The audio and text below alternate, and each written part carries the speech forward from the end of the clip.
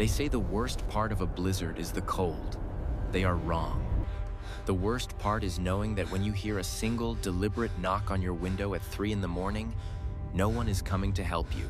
Right after this, you will know exactly why I never plan to live in the suburbs again, and why I refuse to look out a window on a snowy night. It was late January, and I was living alone in an isolated suburban house surrounded by a thick, dark forest. It had been snowing heavily for 2 days straight, the kind of aggressive whiteout conditions that completely bury the roads and trap you inside. The snowplows had stopped running hours ago, surrendering the streets to the storm. But honestly, I did not mind the isolation at first. The house was warm, the fridge was full, and I had nowhere to be. The evening started calmly enough. I was sitting in my dimly lit living room, wrapped in a heavy blanket, with only the faint blue glow of the television screen lighting up the dark walls. Outside, the wind was howling, a constant, deafening roar that made the inside of the house feel like a safe, impenetrable fortress.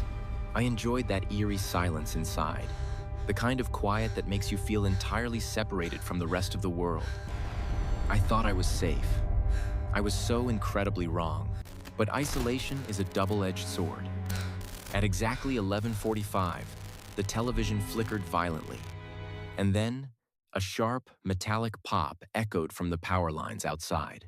Instantly, the entire house was swallowed by a pitch-black darkness. The power grid had failed. The sudden loss of the low hum of the heater and the noise of the TV made the silence in the room feel heavy, almost suffocating. The only sound left was the relentless whistling of the wind tearing through the pine trees outside. I sat there in the dark for a long time, letting my eyes adjust to the complete absence of light. The temperature in the house began dropping almost immediately. My breath started turning into thin white clouds in the freezing air. I reached for my cell phone, hoping to check the local power outage map, only to find the signal bar completely empty. The storm had knocked out the cell towers too. I was entirely cut off. I managed to find a small flashlight in the kitchen drawer. The pale, weak beam pierced through the darkness, casting long, unsettling shadows across the empty walls. I figured I should check the backyard to see how high the snow was piling up against the back door, just to make sure I was not getting totally snowed in. I walked over to the kitchen window and wiped away a circle of condensation from the icy glass. I pressed my face close, holding my hand around the flashlight to block the glare and shine the beam down into the dark, snow-covered yard. What I saw instantly made my blood run cold. There, illuminated by the weak yellow light, was a trail of massive, deep footprints. They were fresh. The snow was falling so heavily that any tracks should have been erased within minutes, but the edges of these indentations were sharp and clear. Someone had just walked through my backyard. I stared at the deep holes in the snow, my heart pounding against my ribcage like a trapped bird. My mind desperately tried to rationalize it. I told myself it was an animal, a stray deer, or a large dog. But as I traced the path of the tracks with my flashlight, that thin hope shattered. The footprints did not belong to an animal. They were from large, heavy winter boots, and they did not just wander past my property. The muddy, snow-crushed tracks circled the perimeter of my house, stopping deliberately at every single window. The trail I felt a ended sickening abruptly at drop the in my glass, stomach, confirming a our wave worst of fears. nausea washing over Someone me. had been here, The footprints led observing the straight house from from the the edge living of the room. dark tree line directly to the window of the living room, the exact room I had been sitting in just moments ago.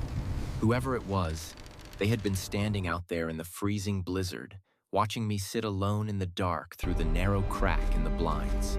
A terrifying realization hit me, sending a violent shiver down my spine. The tracks did not lead away. They did not head back into the woods. They just continued around the side of the house, moving slowly and purposefully toward the front porch. I was completely paralyzed by fear, standing motionless in the freezing kitchen. A cold chill ran down my spine, far worse than the freezing temperature of the room. I strained my ears, holding my breath, listening intently over the sound of the howling wind.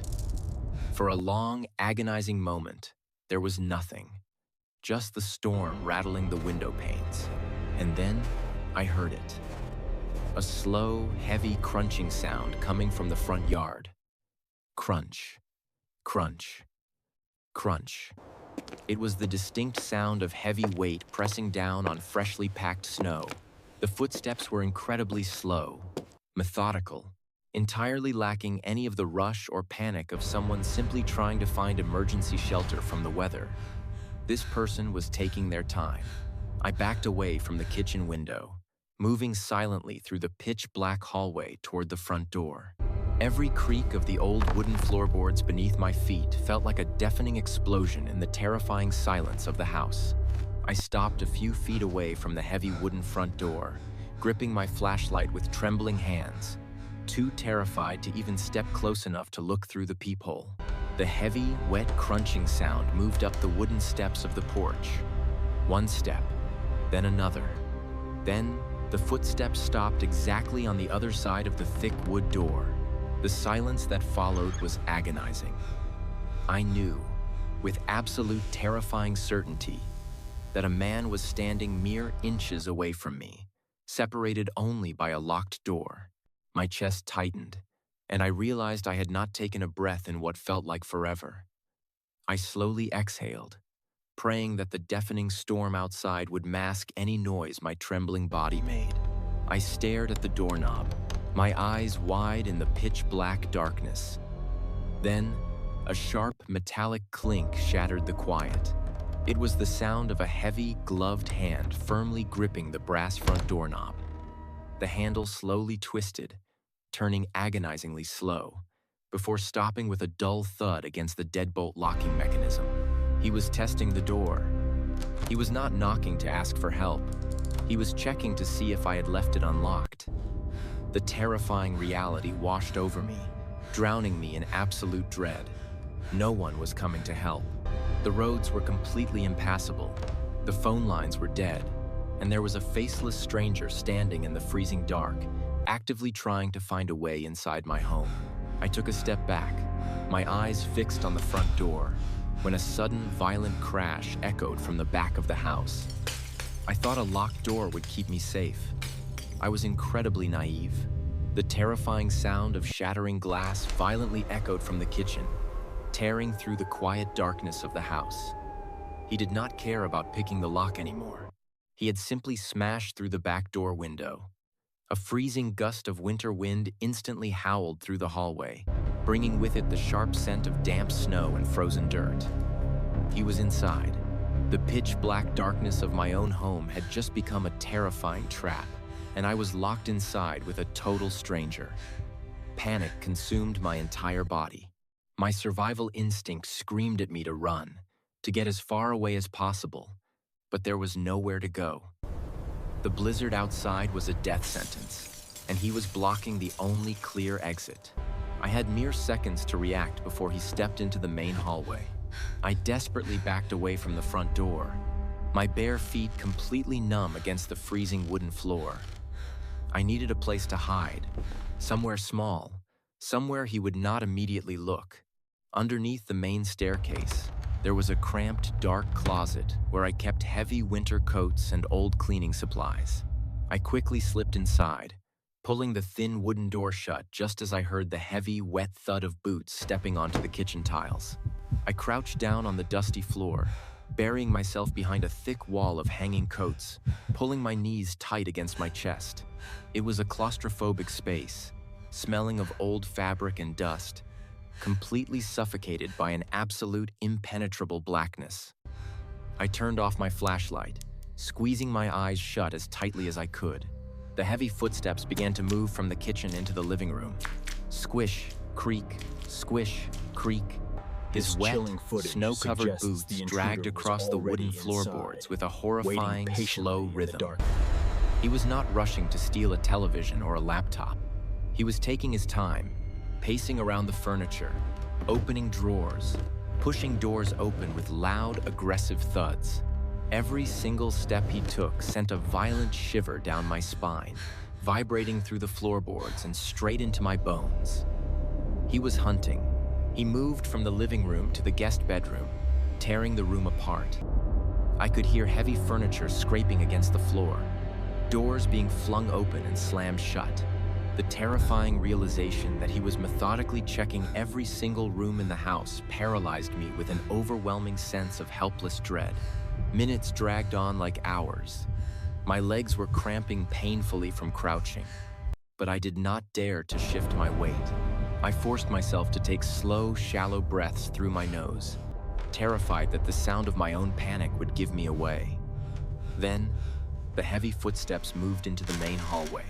He was walking straight toward the staircase, straight toward the closet I was hiding in. The squishing sound of his wet boots stopped just a few feet away. Through the tiny crack at the bottom of the closet door, I saw a faint, moving shadow block out the weak ambient light reflecting from the snow outside. He was standing right there. My heart stopped beating. The blood in my veins turned to absolute ice. I clamped both of my hands firmly over my mouth, biting down on my own trembling fingers to stop my teeth from chattering in the freezing air. The silence was deafening, broken only by the sound of heavy, wheezing breaths coming from the other side of the thin wooden door.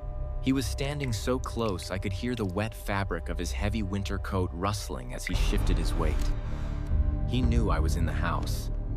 Did he know I was in here? The shadow beneath the door shifted again as he leaned closer to the wood. I squeezed my eyes shut, silently pleading for him to walk away, to just go upstairs and leave me alone. Then, a sound that will haunt my nightmares for the rest of my life vibrated through the narrow space. A single, distinct tap against the closet door. Tap. I stopped breathing entirely. Tap. My lungs burned with agonizing pressure. Tap. 3 slow, deliberate knocks, echoing with a terrifying finality. He knew. He was playing a sick, twisted game of hide and seek, and he had just found me. I waited for the door handle to violently twist open, waited for the aggressive hands to drag me out into the dark. I braced myself for the absolute worst. The house stood silent, but before the handle could even turn, a sudden, blinding flash of yellow light swept across the front living room window, followed immediately by the deep, booming horn of a massive city snowplow rumbling down the main road. The sudden noise startled the intruder. The shadow abruptly pulled away from the bottom of the door. I heard the frantic, rapid thud of his heavy boots sprinting down the hallway, slipping slightly on the wet floorboards, and then rushing back through the shattered kitchen door. The freezing wind howled louder as he completely abandoned the house, disappearing back into the blizzard. I did not move. I stayed curled up in a tight, trembling ball behind those winter coats, too paralyzed by fear to even push the door open. I stayed in that cramped, freezing closet for 6 terrifying hours, completely awake, listening to every single creak of the house, until the morning light finally broke through the windows and the police arrived. The officers found exactly what I had feared. Wet, muddy footprints covered almost every inch of my house. They told me the intruder had indeed checked every room, completely ignoring valuables, electronics, and cash. His tracks proved that he was looking for a person, but the most chilling detail, the reality that still keeps me awake every single winter night, was what the police found right outside the closet door. The muddy boot prints did not just walk past the stairs. They stopped directly facing the closet. There was a large puddle of melted snow right at the base of the door, proving he had stood there for a very long time, simply waiting and listening to me breathe before knocking. The tracks led straight out the back door and vanished deep into the endless snow-covered forest, swallowed entirely by the storm. The police never found out who he was, or what he planned to do to me if that snowplow had not driven by at that exact moment. If you are ever alone in a quiet house on a snowy night, and you hear a soft, deliberate knock on your window, what will you do? Will you be brave enough to look through the glass? If you have had an experience like this, or if you simply enjoy the terrifying reality of these true encounters, share your thoughts below. Do not forget to subscribe to Mr. Horror to keep these nightmares alive. Next week's story will make you completely rethink the safety of your own locked doors.